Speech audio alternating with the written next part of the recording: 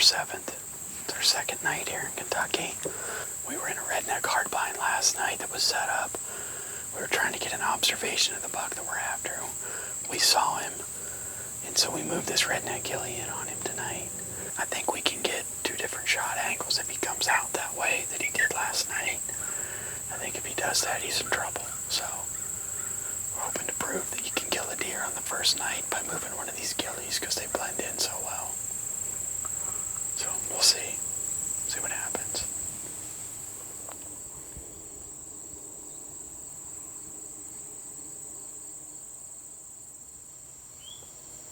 Right here, there's the doe right here.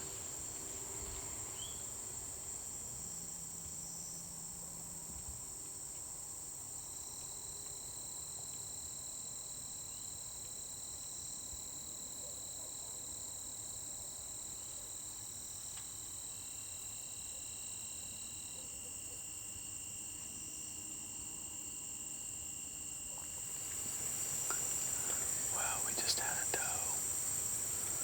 at about 18 yards. If it would have been that buck, I probably could have shot it. And she didn't blow or anything, but she did turn around and kind of walk back the way she came, but she would have been dead already if I'd have wanted to shoot her. So it did work. But we just didn't get her to walk by. What I was hoping was that she'd walk on by and go out into the field, and then he would maybe come up to the edge here later, see that there were deer out here, and he'd go ahead and follow on. Still may happen. We don't know yet. We'll see. It's really hard to see because that grass is pretty tall, and all you can see is their heads. So we'll just see what happens here.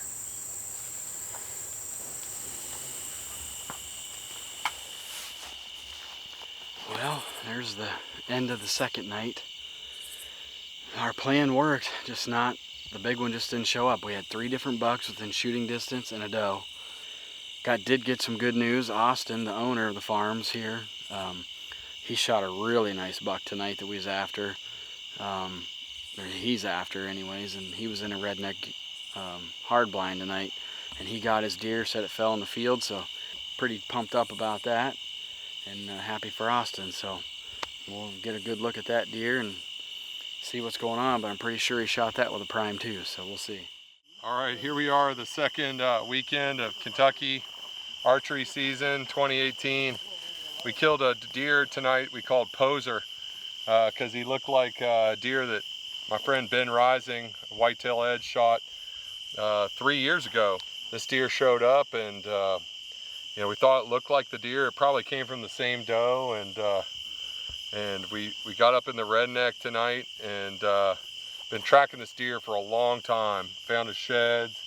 I was using my new prime bow, which I've been shooting great, and took a 40-yard shot. It was getting a little dark, but just had a great hunt. And didn't go what, 70 yards? Didn't go 70 yards. Saw him tumble in the field.